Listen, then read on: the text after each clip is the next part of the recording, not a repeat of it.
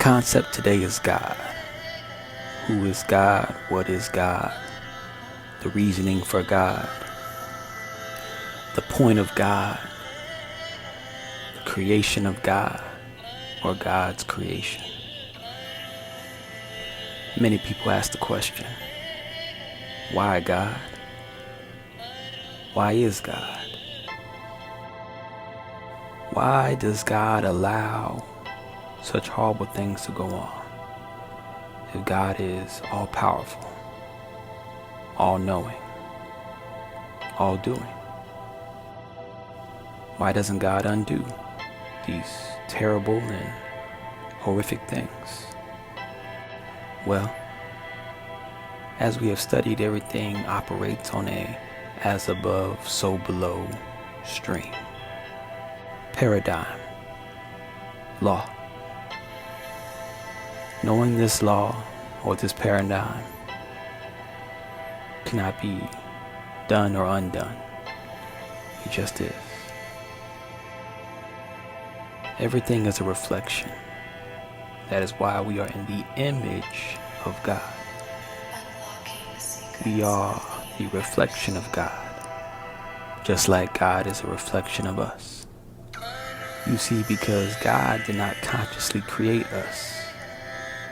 God did not consciously create anything within itself, because we are all within space.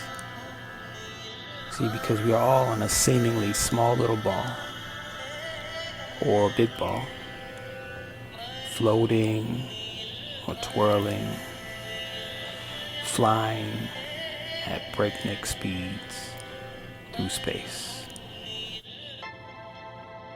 And if we are all flying through space, and science says that this space is continuing to expand and get bigger, then it only makes logical sense. It's only a logical understanding that we are in a womb or an egg. But which came first, the chicken or the egg? Both. But it's funny because the chicken has a womb, and then it gives birth to a womb, which then later hatches a chicken, but that's a whole other concept that we get into another day. But getting back to the subject, we are within God, and God is not consciously creating, meaning God does not choose what shows up within itself or herself, if you want to say it that way. No more than a woman doesn't choose whether she's going to have a boy or a girl, or how that boy or girl is going to look, the genes that it's going to have, that's going to be activated within that boy or girl, the talents that they're going to display, how their DNA is going to structure itself. She has no choice. She can only choose who she gets stimulated by via a man. That man's sperm which stimulates her egg, that egg which sits inside of a womb once again, or a planet, so that she can eventually give birth to something new.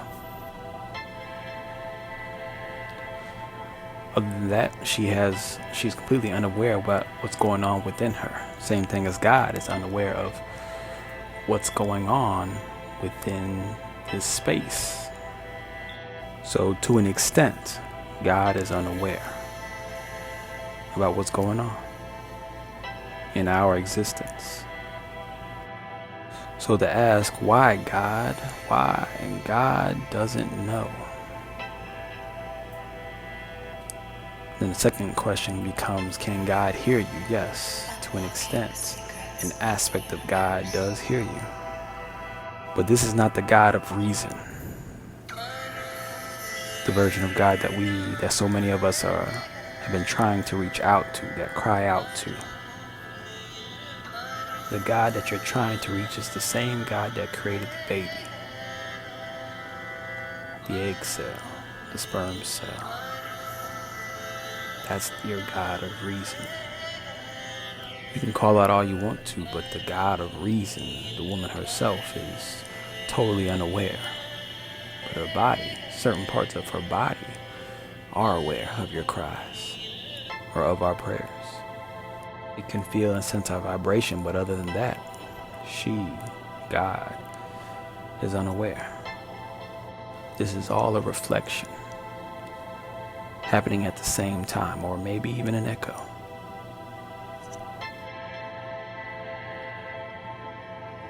There are three main reflections that are visible to the eye, in a sense.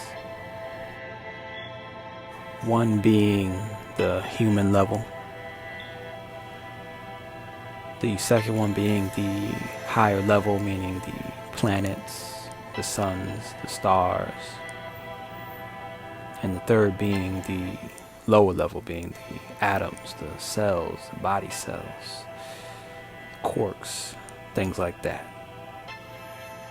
Which you need a microscope to see, but same thing, in order to see the planets you need a telescope. You need a scope to see either one.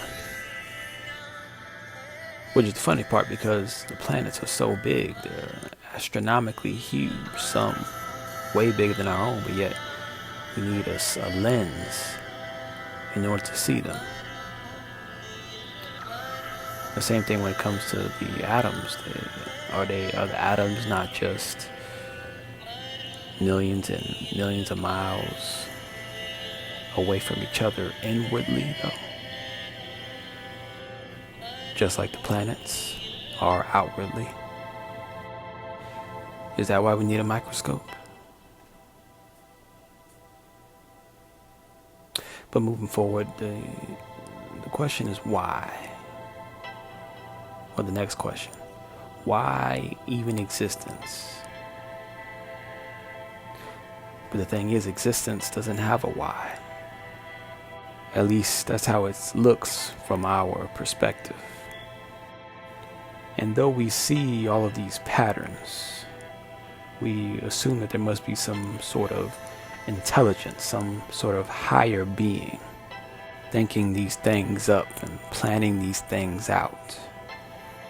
Well, I challenge you to think of it this way, that we are each just a ball of energy, like the planets, like the atoms, all in a rhythmic dance. How do all of the atoms stay on your body? How do all the cells stay together to create a body? What's keeping it all together? What's keeping our shape together to create this human shape? What we call the human shape. What's that outer outline, like a cartoon? What's that outline keeping it all together? It's simple. It's a vibration. You can find these examples on videos on YouTube and type in quantum physics. And you'll see videos of some type of sand sitting on a pallet with the vibration vibrating at a certain pitch, and all of the sand moving in these very complex patterns. So really, we're all just blobs. We're all just blobs interacting with each other, perceiving each other at certain vibrations. And those vibrations allow us to perceive each other in these certain humanoid shapes. And then we want to know more about ourselves, want to find out more, so then we look up and we look down and we get these microscopes, and we are really just discovering microscopic reflections of our current selves.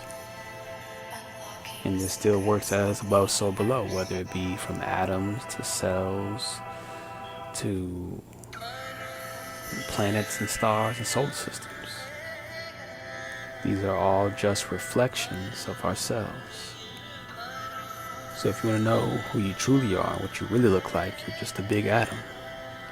You're a big cell. Or you're a little planet, a little solar system, or galaxy, or even universe.